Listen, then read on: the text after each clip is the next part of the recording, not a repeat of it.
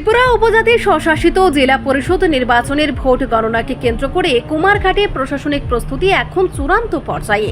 আগামীকাল শুক্রবার সকাল 8টা থেকে কুমারঘাট বালিকা বিদ্যালয়ে 2 নম্বর মাছমারা এবং 4 নম্বর করমছড়া আসনে ভোট গণনা শুরু হবে। মহকুমা শাসক এনএস চাকমা জানিয়েছেন, প্রথমে পোস্টাল ব্যালট এবং সকাল 8:30 থেকে 14টি টেবিলে ইভিএম এর গণনা শুরু হবে। মাছমারা কেন্দ্রের জন্য 3 রাউন্ড এবং করমছড়া কেন্দ্রের জন্য 4 রাউন্ডে গণনা সম্পন্ন হবে। নিরাপত্তা নিশ্চিতে পুলিশ প্রশাসনের পক্ষ থেকে ত্রিস্তরীয় সুরক্ষা ব্যবস্থা গ্রহণ করা হয়েছে। পুরো গণনা কেন্দ্র সিসিটিভি ক্যামেরার নজরদারিতে থাকবে এবং অপ্রীতিকর ঘটনা এড়াতে রাজনৈতিক দলগুলোর সমর্থকদের জন্য আলাদা জায়গা নির্ধারণ করা হয়েছে। গণনাকালে কুমারঘাট ফটিকরাই রাস্তাটি বন্ধ রেখে বিকল্প পথে যান চলাচলের ব্যবস্থা করা হয়েছে। অবাধ ও সুষ্ঠু গণনার লক্ষ্যে সব ধরনের ব্যারিকেড ও কারিগরি প্রস্তুতি সম্পূর্ণ করেছে প্রশাসন। এখন শুধু দেখার অপেক্ষা শেষ হাসি কারা হাসেন।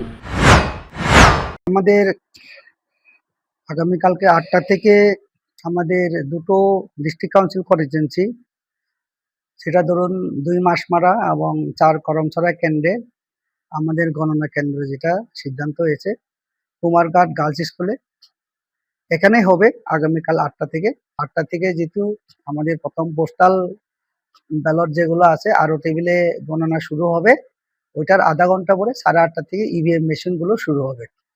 আমাদের ক্ষেত্রে 2 মাস মারার ক্ষেত্রে মাত্র 3 রাউন্ডের, কিন্তু 42টা পোলিং স্টেশন 14টা করে টেবিল, সেখানে 3 রাউন্ডের গণনা হবে।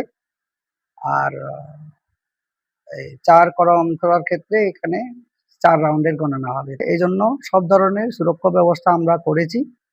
এটা পুলিশ প্রশাসন থেকে 3 কর্ডনিং সিস্টেমে এখানে নিরাপত্তার ব্যবস্থা রাখা হয়েছে। তো ওইখানে যাতে বিশৃঙ্খলা না হয় সেজন্য প্রত্যেক পার্টির জন্য, পলিটিক্যাল পার্টির জন্য নিজেদের একটা আলাদা আলাদা করে তাদের জন্য জায়গা চয়ন করা হয়েছে।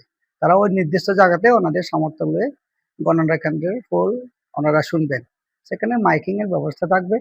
গণনা কেন্দ্র থেকে মাইকিং এ করে আমরা এটা জানিয়ে দেব। পুলিশ যথাযথ পদক্ষেপ নিচ্ছেন ওনারা, এবং ব্যারিকেডের ব্যবস্থা হচ্ছে। আজকে হয়তো রাত্রের মধ্যে এটা হয়ে যাবে। পুলিশ অলরেডি নির্দিষ্ট করে রেখেছে।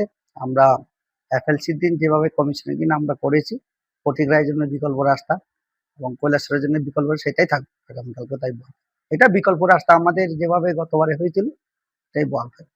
এছাড়া আমরা যারা পলিটিক্যাল এজেন্ট যারা আছেন তাদেরকে রিকোয়েস্ট করেছি সকালবেলা যাতে 7:30টার মধ্যে সবাই যাতে চলে আসেন, আমরা এসে যথাসময়ে গণনা শুরু করতে পারি।